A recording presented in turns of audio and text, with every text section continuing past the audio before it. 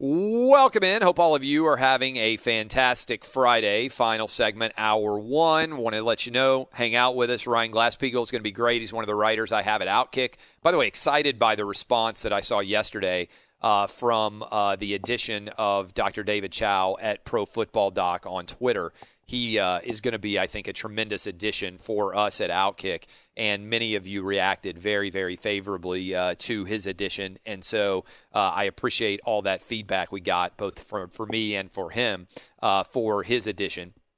But Ryan Glasspiegel, one of the writers at OutKick, going to join us in hour two, and then Shannon Spake is going to join us in the third hour to talk about everything going on in NASCAR and more.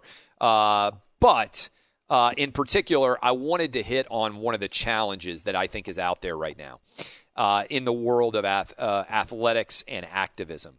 You saw, and we'll talk about this some with Ryan next hour, but you saw how everything blew up on the NBA basically in the last week over their decision to allow some statements on the back of their jersey and not all statements, and in particular, how their willingness to take money from a communist Chinese government, billions of dollars, that is putting people in concentration camps and is making the decision to not allow basic human rights. They are pulling books.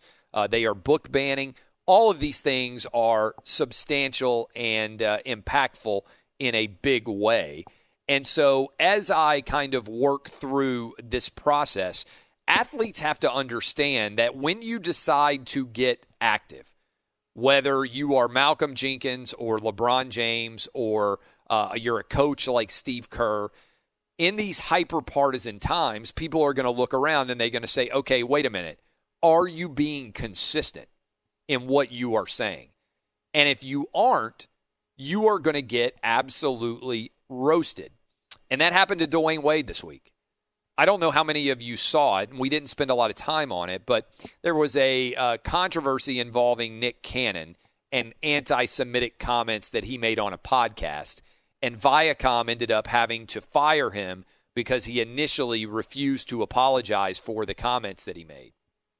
And Dwyane Wade tweeted out that he supported Nick Cannon, and this was just a big mess in particular, what Dwyane Wade tweeted. And that to me was evidence of Dwyane Wade not understanding that because all of the statements he's making, now he's going to be treated like a politician. And I don't think athletes have realized the standard that they are being held to now. If you are going to be incredibly politically active in your statements, like Malcolm Jenkins has been, like Dwyane Wade has been, then people are going to look to you to maintain consistency when it comes to that. So Dwyane Wade has since apologized, but after Nick Cannon got fired for making anti-Semitic comments, yesterday, Dwyane Wade, maybe it was Wednesday, Wednesday, Dwyane Wade said, "We are with you, fist, keep leading." And it's like, do you not realize what the standard is that you have stepped into? And I think, frankly, a lot of athletes don't realize that. And so they want the positive attention on social media that comes when they say things that are very favorably received by people who agree with them, but they're not prepared for the scrutiny that their political beliefs are then going to come under. And I think about this with Malcolm Jenkins, who is one of the leaders of the NFL social justice community, and he said about Deshaun Jackson's anti-Semitic comments that they were a distraction and that anti-Semitism wasn't his problem.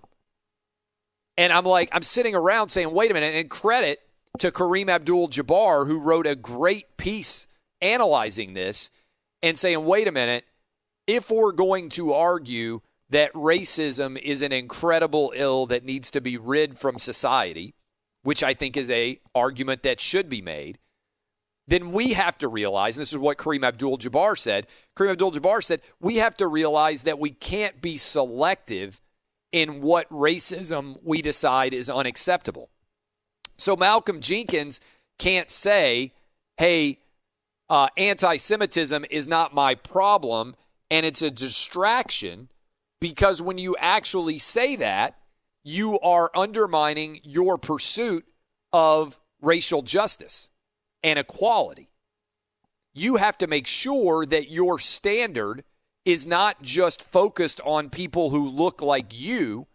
You have to make sure that you are in favor of eliminating all injustice in the country, and you have to be able to willing to stand up and call it out when you see it, even if sometimes it is people that you would otherwise consider to be an ally. And that's where these situations become challenging, because it's easy to blame somebody that isn't around you or you feel like isn't like you.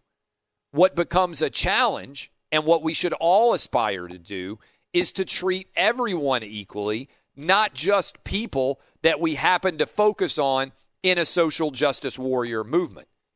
Injustice anywhere is a threat to justice everywhere.